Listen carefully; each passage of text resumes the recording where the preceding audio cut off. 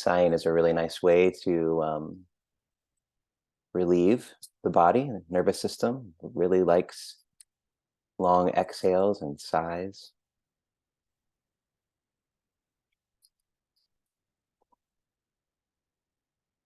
And then when you're ready, just finding some stillness.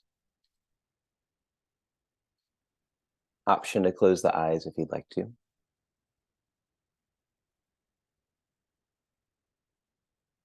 We're just finding the body. Perhaps connecting with the place where the body and the earth meet, wherever that is. Chair, cushion, legs, feet.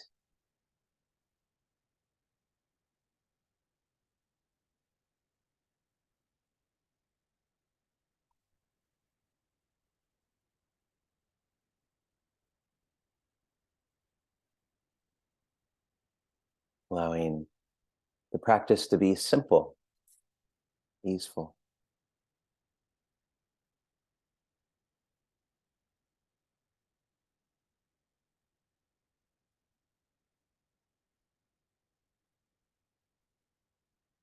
You might allow the connection between the body and earth to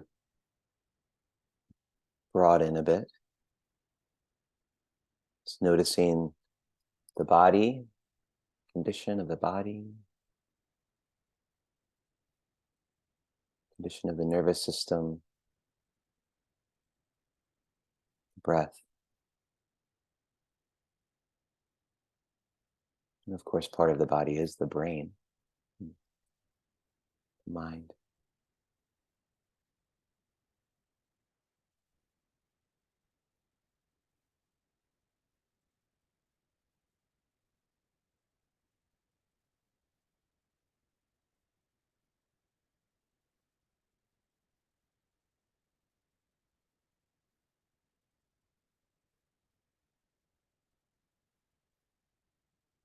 Just feeling into the space around you, the front, sides, out of the back,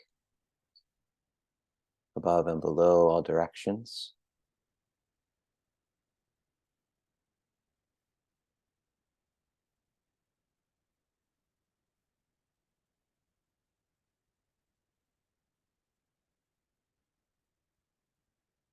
You might notice what happens in the body when you broaden out into space.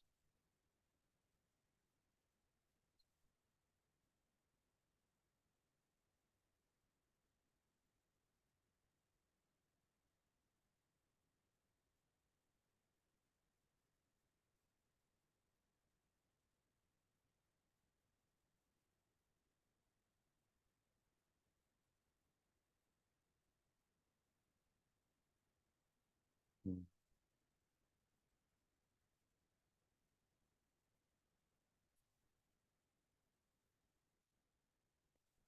Let's take a nice long inhale together.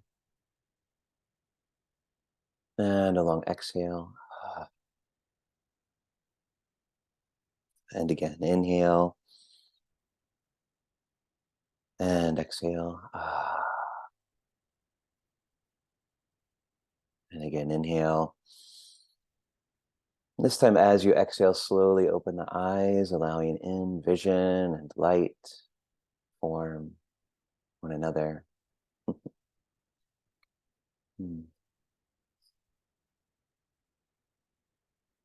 right, welcome everyone. My name is Adam Stonebraker, and I'm a teacher with core teacher with Sacred Mountain Sangha, who I haven't met before. And it's really lovely to be with you, to be in Sangha. That third jewel is just so important. And so how this works on Sundays is we just begin with that little focus, and then we'll do some chanting, and then we'll do some sitting, and then I'll offer some words on the Dharma. And then we officially end at 1 o'clock, but from between 1 and 1:15, sometimes longer, is optional to stick around if you'd like to ask some questions or discuss Dharma or offer any insight on anything, really. So that's the rhythm. So we'll begin by chanting, and we'll put the chant book into the chat here if you don't have it available for you. Oh, there it is, right there.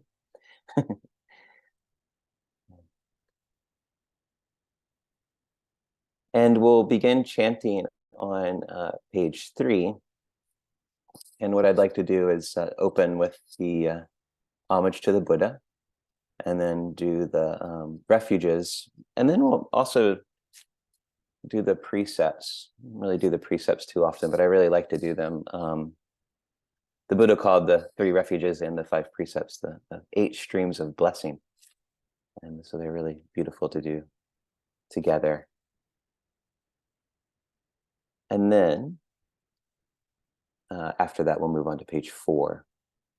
So for now, that's what we'll do. Then there'll probably be more.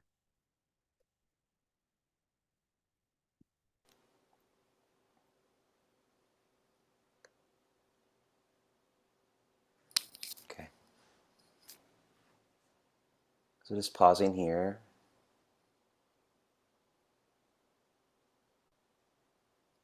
Always begin by honoring the Buddha, the original teacher. The Buddha encouraged us to honor that which is worthy of honor in our lives. So spending time with those things that are beneficial and wholesome to ourselves and one another. And what could be more wholesome or beneficial than the Buddha, both the teacher and awakening itself, awareness itself.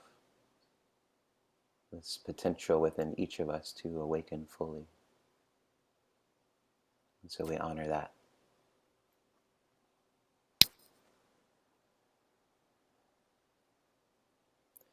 Let's exhale together, and then inhale. Namo tassa bhagavato arahato sama sambuddhassa. Namo tassa bhagavato arahato sama sambuddhassa. Namo tassa bhagavato arahato sama sambuddhassa. Buddham saranang gacchami. Dhammang saranang gacchami. Sanghang saranang gacchami. Dutiyampi Buddham saranam gacchami. Dutiyampi Dhammang saranam gacchami. Dutiyampi Sanghang saranam gacchami. Tatiyampi Buddham saranam gacchami. Tatiyampi Dhammang saranam gacchami. Tatiyampi Sanghang saranam gacchami. Panatipata veramani sikkhapadang samadhiyami. I undertake the training to refrain from intentionally taking life. Adinadana veramani sikkhapadang samadhiyami. I undertake the training to refrain from taking that which is not given.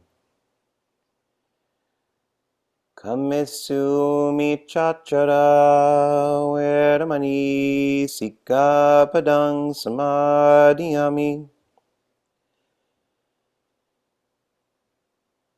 I undertake the training to refrain from misuse of sexuality and the senses. Musawada veramani sikkhapadang samadhiyami. I undertake the training to refrain from speech that is false, divisive, harsh, and meaningless. Sura mera yadmaja pamadatana vedamani sikapadang samadhiyami. I undertake the training to refrain from intoxication which leads to carelessness. Om Shanti, Om Shanti, Om Shanti.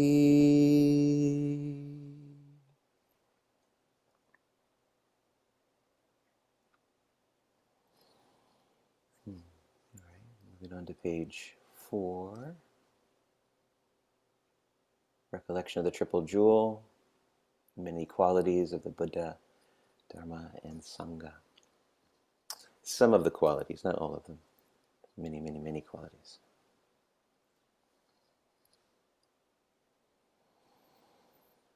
Itipiso bhagava araham samma sambuddho vijacharana sampano sugato lokavidu anutaro purisattam sarati sata deva manusanam buddho bhagavanti savakato Bhagavata Dhammo Sanditiko Akadiko Ehipasiko Opanayiko Pachatam Bedita Bobinu Hiti Supatipano Bhagavato Sabakasango Ujupatipano Bhagavato Sabakasango Naya Patipano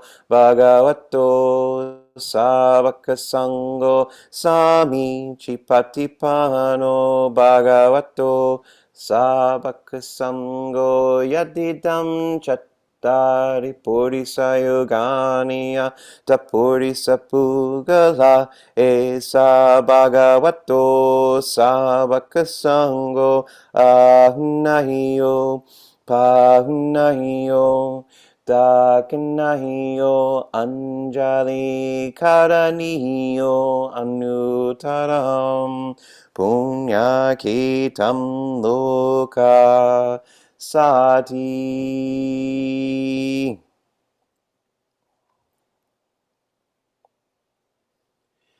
Let's pause here for a moment, just to feel the vibration of these ancient words and syllables.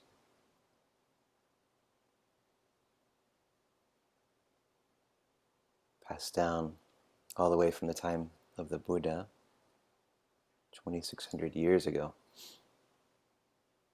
carried forward by millions of practitioners, lives dedicated to practicing,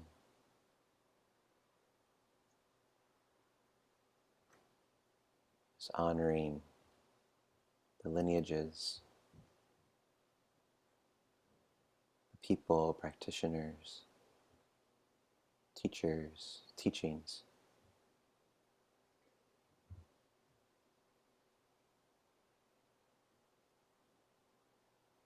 And the opportunity that's been brought forth to awaken, to live a more awake life through the sacrifice of many, many, many people.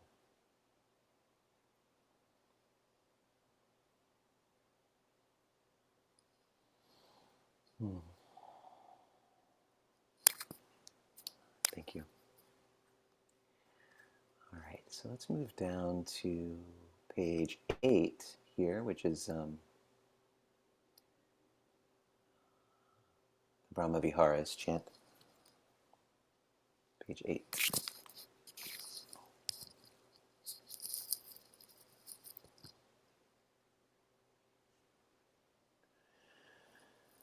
Now let us make the four boundless qualities shine forth. I will abide, pervading 1/4, with a heart imbued with loving kindness. Likewise the second, likewise the third, likewise the fourth.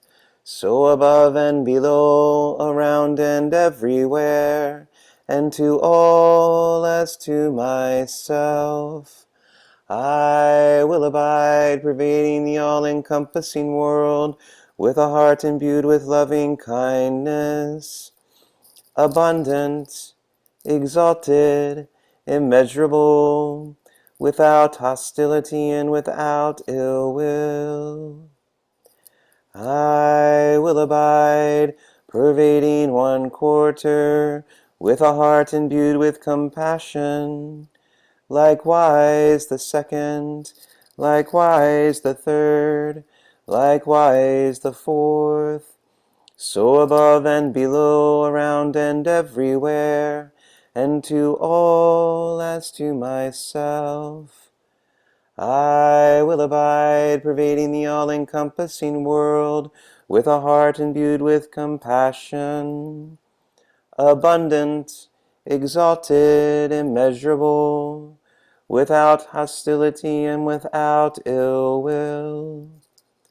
I will abide, pervading one quarter, with a heart imbued with gladness, likewise the second, likewise the third, likewise the fourth, so above and below, around and everywhere, and to all as to myself.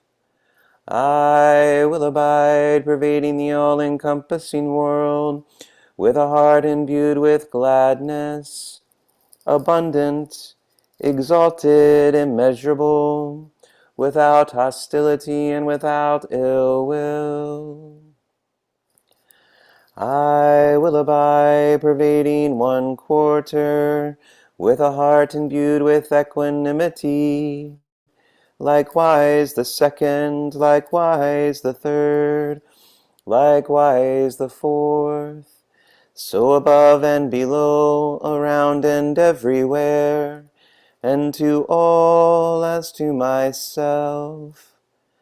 I will abide, pervading the all-encompassing world, with a heart imbued with equanimity, abundant, exalted, immeasurable, without hostility and without ill will.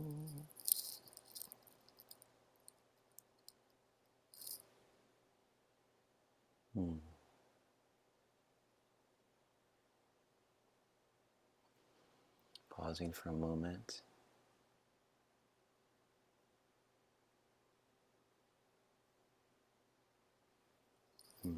Let's move down to page 12, I think. Page 12, Great Compassion Mantra. Can't not do that one. Okay.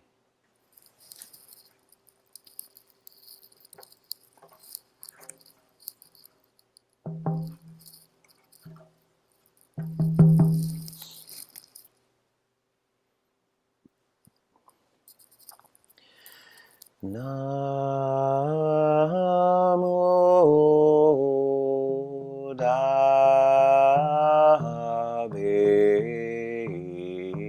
Quan Shi Yin Pu Sa Na Amo Dave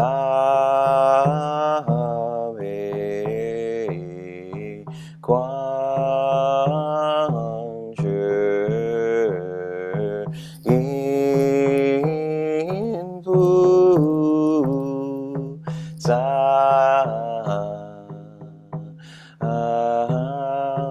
Namo Dave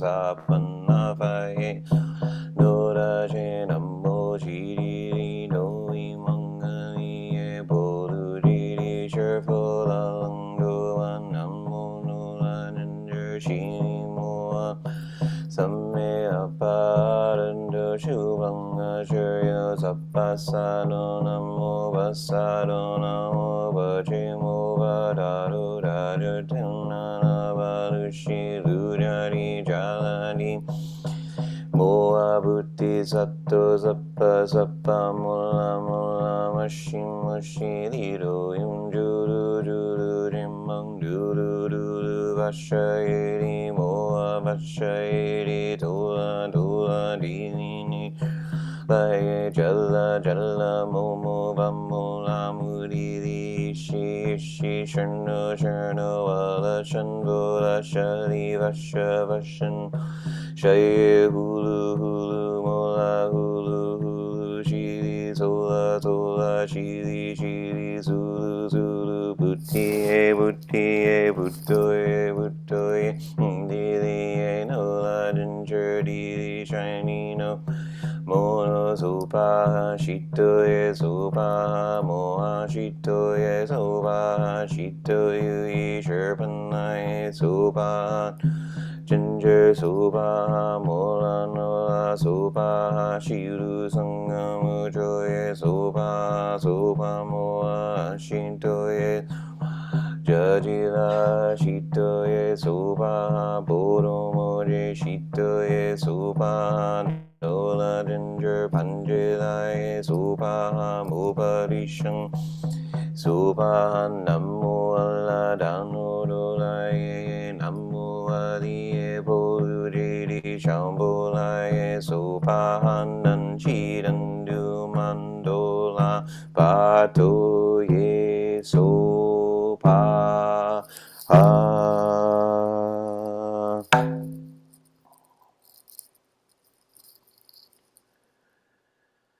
Namo Quan Yin Usao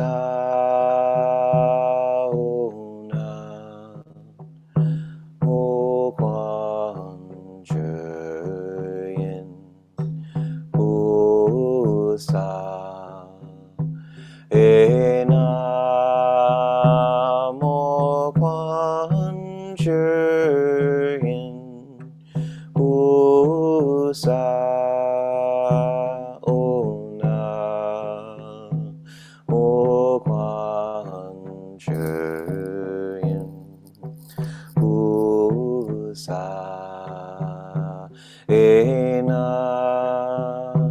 Wo Quan Yin Usa Onam Wo Quan Yin Usa.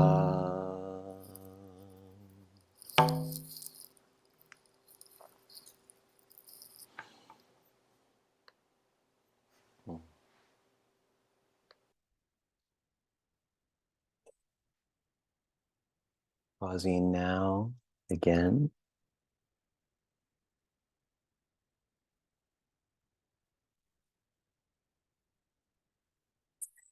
Feeling the vibration,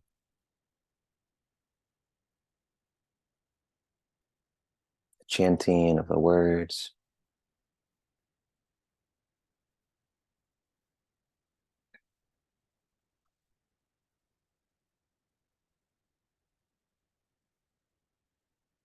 Notice what this does to the quality of your experience, the quality of your heart.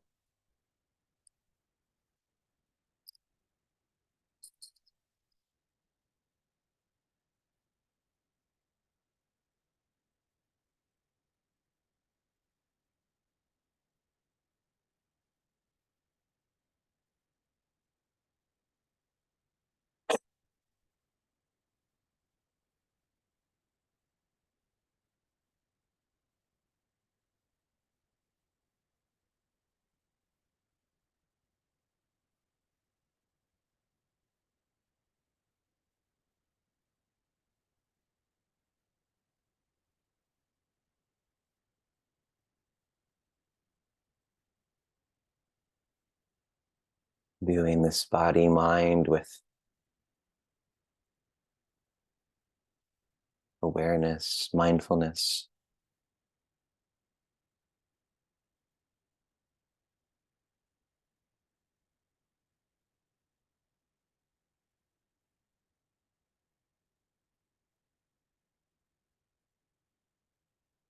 You might notice as we open, create space, that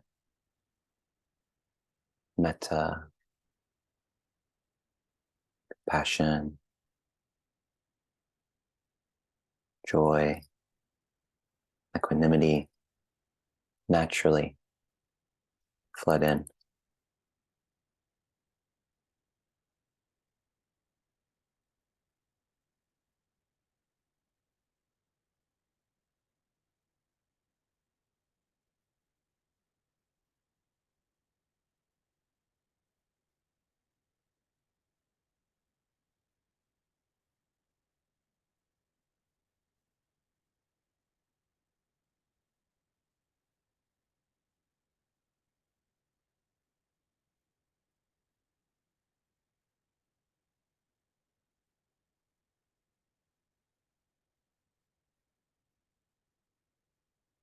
And if you're not there, just be mindful of whatever's here. Notice.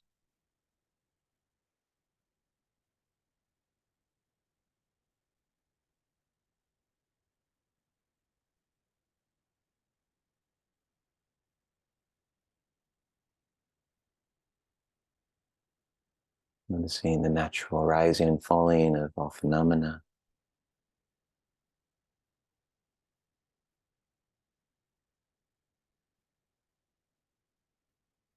internal and external.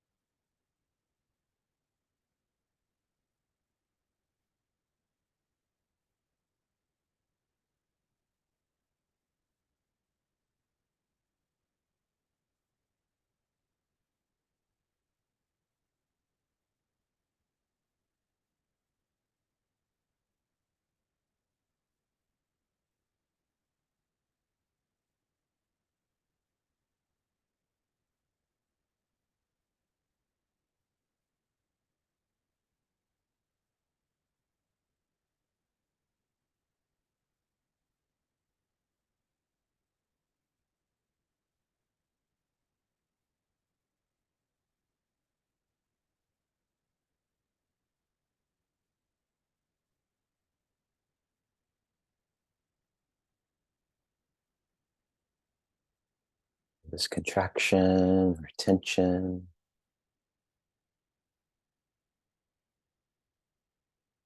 So utilize the breath, maybe take a couple of nice long breaths.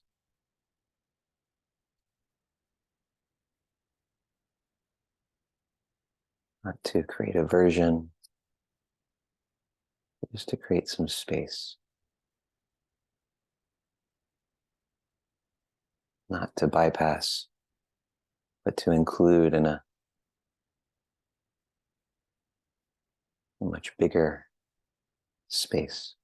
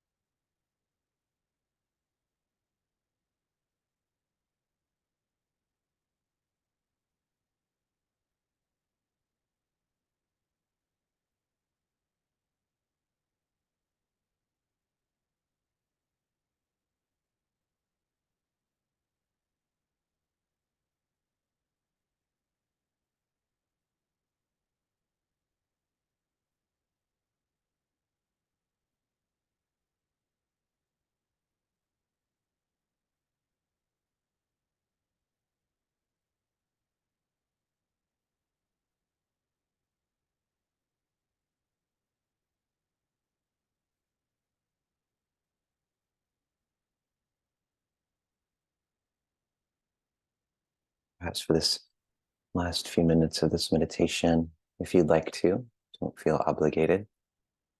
I'd like to send kindness, just like in the chant, radiating kindness in all directions, the four quarters, up and down.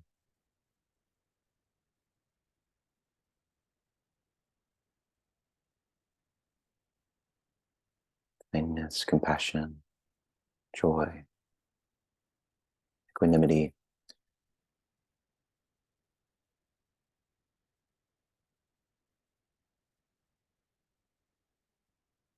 Near and far.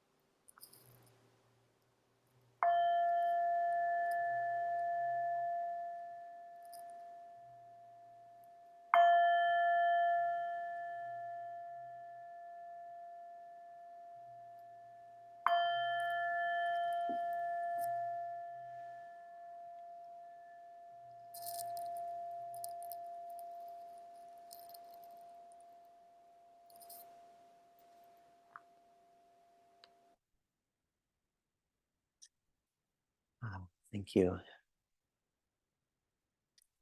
So feel free to adjust, move, get comfortable, jump up and down.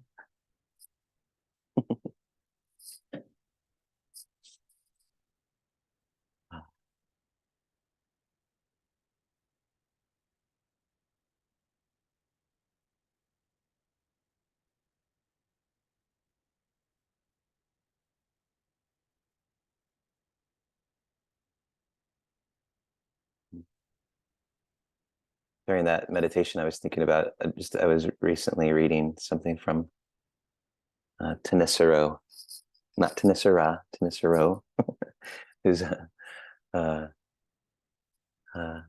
a monk, and he has a monastery in Southern California, and he's a kind of a scholar, and he's I really like him, but he translates dukkha as stress. I was in the meditation, I was thinking about how dukkha kind of manifests in the kind of lived experience, and it kind of feels like stress. It feels like you're under a lot of stress. And the reason he said he uses the word stress is because it's difficult to romanticize stress, but we can romanticize our own suffering, or we can romanticize the suffering of others and kind of make it about us. But stress, we don't really hear romanticized very much, though it is sometimes worn as a badge of honor. I have seen.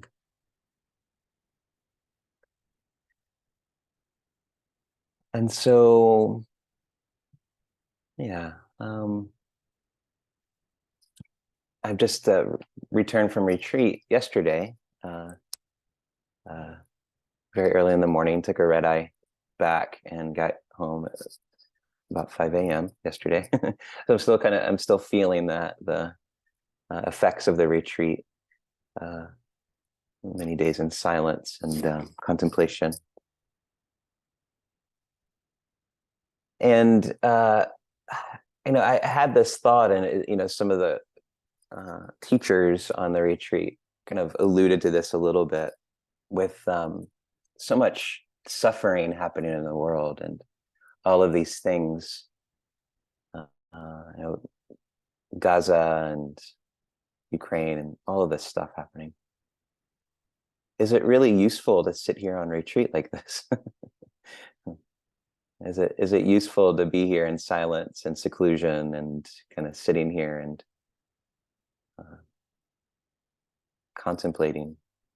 Is there a use in that? It's like, how can I be in retreat when the world is on fire? And it was really interesting. The place where we were retreating, on the land around and close by, they were actually doing prescribed burns. So you could kind of smell fire, which sort of added to uh, that thought for me. And I think this is one that comes up with Buddhist practitioners all the time, just sitting, and the mind can concoct all kinds of reasons not to sit, or like the uselessness of sitting or being in silence or contemplation. Really, any contemplative tradition, you hear this question often asked, like, what use is this, when people are suffering? Right here in my neighborhood, there's homeless people or people suffering around, and I'm in here sitting and chanting this ancient language and doing these things. So how is sitting, being quiet, and secluding myself helping this world?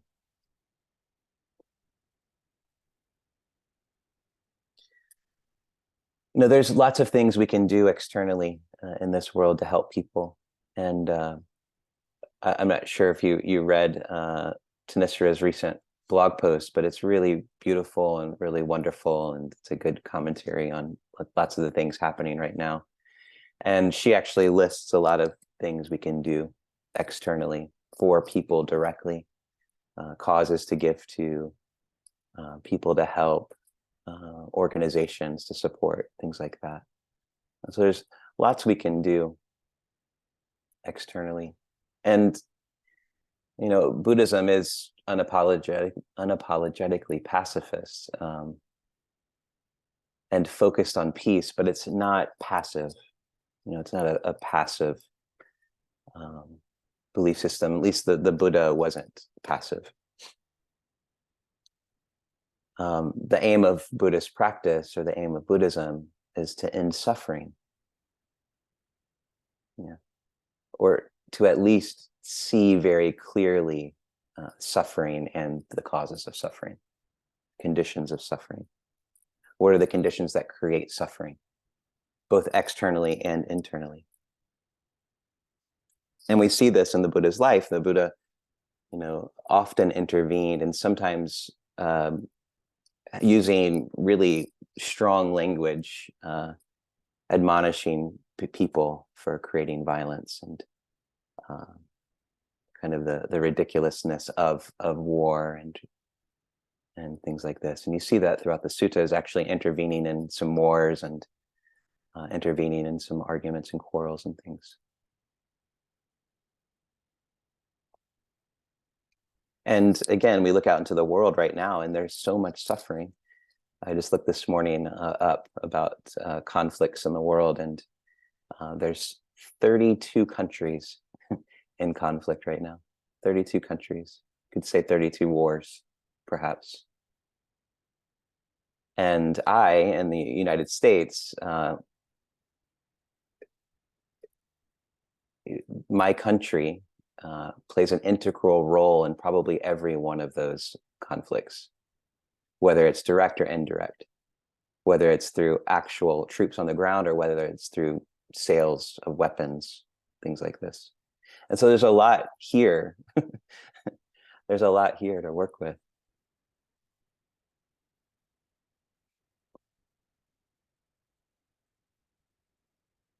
And as far as an individual, there's externally, there's not a whole lot you can do. I mean, we can work for peace and we can join these organizations and we can share with friends and on social media, and we can elect representatives that stand for peace, and we can call our representatives, and we can do all of these things.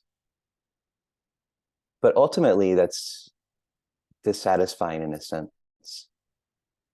We can do everything. We can do all we can and still feel dissatisfied and still see suffering in the world. So there's this, what can we do to just to get at the root, of the suffering? And I mentioned there's 32 conflicts in the world, not to diminish any of them, not to diminish Gaza or Ukraine or anything, but just to bring some attention to that. Because, you know, someone who loses their home in Burkina Faso, or someone who loses their home in Gaza, or someone who loses their family in Ukraine, or somebody who loses their family in the Congo, it's all the same on the personal suffering level. And it hurts. It's difficult. And we want it to be different. And it's important to honor this hurt. It's important to honor this wish for it to be different, because that's the natural arising of compassion. Just that in and of itself is something to recognize and honor. That is our true nature coming forward, this wish for others to not suffer. That is the natural arising of compassion, of our true nature. And it's a really beautiful thing, as painful as it can be. And so it's interesting to ask the question, how do these things begin? How do these conflicts come about? What is at their deepest root? What causes these ultimately? And from the Buddha's perspective, especially specifically the early Buddhist perspective, are these qualities of greed, hatred, and delusion, or greed, aversion, and delusion. You'll see too, which are three different ways of forming I, me, mine, ownership, separation. Because when I create an I or a me, I automatically create an other. Yeah. And then I can create a collective I through family or through a group or through a belief system or through a country. And that collective I, that arising of greed, hatred, and delusion on a collective level, creates othering of other groups that aren't like you. And so there's this massive, there can be this huge manifestation of something that begins in the human heart on the individual level. And then other people are attracted to that, other egos are attracted to other strong egos. You form a collective. I think it's really important for us as practitioners to understand this very, very, very deeply. Very, very deeply. To contemplate this. To contemplate suffering and the conditions and the causes of suffering. To contemplate the First Noble Truth. The First Noble Truth is extremely profound. And I'm learning that more and more and more the longer I practice. How does this suffering manifest? How does it manifest in the world? Because if you're not suffering, then you won't cause suffering. In my own heart, in this heart here, where are greed and hatred and delusion hiding? How do they show up in the world? How do I manifest them in my daily life? How do I create separation? How do I create aversion? Yeah. These are important things to look at. And we see this on retreat very clearly. All of those of you who have been on retreat, especially extended retreat, the mind concocting battles and creating self and other, and you can have this like I think sometimes it's called the Vipassana vendetta against particular individuals on the retreat with you, where there's, you create enemies, like this person cut me in line, or this person did this, or this person doesn't get their food fast enough and they're doing it directly to me, and therefore that creates this separation, this othering. Imagine that attitude magnified a million times or put into a place of power. So again, this very deep understanding of the First Noble Truth, I think, is very important. And it's not just an intellectual understanding; it's a lived, a felt experience of this, of the suffering. Yeah. Because those who suffer greatly have the potential to cause great harm. And so looking into our heart, rooting out greed, rooting out hatred, rooting out delusion,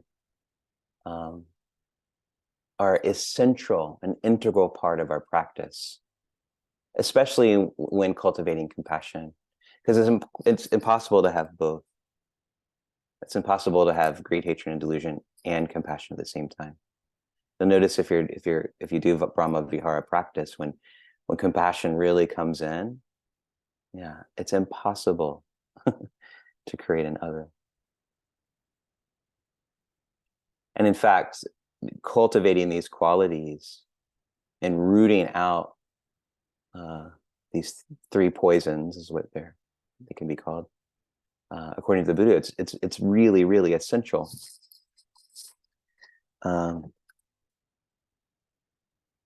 Really like Venerable Analaya's book, Compassion and Emptiness, an early Buddhist meditation. Let's read you something that he says in here, just kind of about this cultivation and about retreating and individual practice, how important it is. It says, as long as one's motivation comprises the aspiration to benefit others, regularly retreating for dedicated practice is certainly an integral part of the cultivation of compassion. In fact, to some extent, it could even be considered a requirement for proper compassionate activity to do so. A requirement for compassionate activity. Inasmuch as dedicated training of the mind lays the proper foundation for being able to react with patience and compassion when interacting with others, the more the mind is purified from defilements, the better one will be able to react compassionately and thereby truly benefit others. And so rooting out or purifying these defilements of greed, hatred, and delusion. We're out of time, but I'm going to read this other part here too. This is from the Madhyama Agama, the Buddha talking here. This is the teaching in the suttas. It says, if one is not tamed oneself and wishes to tame someone else who is untamed, that is impossible. If one is drowning oneself and wishes to rescue someone else who is drowning, that's impossible. If one has not extinguished one's own defilements and wishes to make someone else with unextinguished defilements extinguish them, that is impossible. And it goes on and on and on. And then it goes on and on to say, if one has tamed oneself and wishes to tame someone else who is untamed, that is certainly possible. If one who is not drowning wants to save someone who is drowning, that's certainly possible. And so it goes on and on about that. And so this is really important because we want to cultivate compassion without aversion. something interesting that Analia says is that if we just focus on the suffering without the alleviation of suffering, then that's just contemplating dukkha. That's just cultivating dukkha. And so the focus in all of our compassion practice should be in the alleviation, not in the suffering itself. Because we can get very addicted, and addicted to suffering itself. Watching 24-hour news cycle. There's like this addiction quality to seeing suffering. So we must separate out the suffering from the response to suffering. And so there has to be this careful maintenance between concern for others and purifying oneself. And so retreat practice, personal practice is so important to root out these impure qualities, to purify the heart and the mind so that we're more available for others. Another example, and I won't get into it because I don't have time, but is the Acrobat Sutta. There's the sutta called the Acrobat, where it's these two acrobats balancing on bamboo, and one needs to take care of themselves before they take care of the other person. One needs to find balance in themselves before they can balance somebody else. They need to establish their own balance as a basis for being able to take care of the other. And so I like to relate this into Kuan Yin, and I'll just close with this. So Kuan Yin listens to the cries of the world and responds with ease. Responds with ease, doesn't react out of stress, doesn't respond or react from a place of lack. Responds with ease to the cries of the world. How can we respond if we don't know how to listen? How can we know how to respond if we can't create ease in our mind and our heart?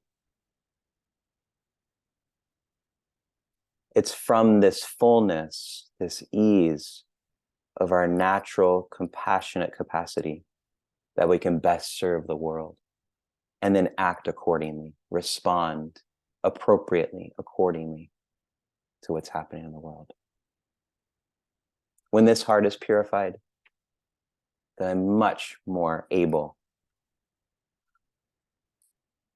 to respond to the world.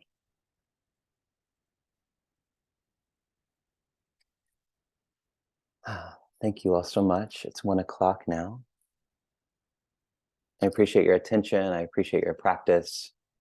And just getting together like this, practicing together, being in Sangha is so beneficial. It brings so much benefit to the world. And I'm really grateful that you're here. Please keep practicing. Please keep coming together and get involved in the Sangha and in the world. And if you'd like to make any dana contributions to Sacred Mountain Sangha, the link will be in the chat. And again, please come back. And we have lots of things going on, more to come. And if you want to stay on now and talk a little bit more about this subject or whatever you'd like to bring up, please do. Yeah. And there's some links in the chat for you. The Sacred Mountain Sangha YouTube channel, support, Dana. All right. Thank you all.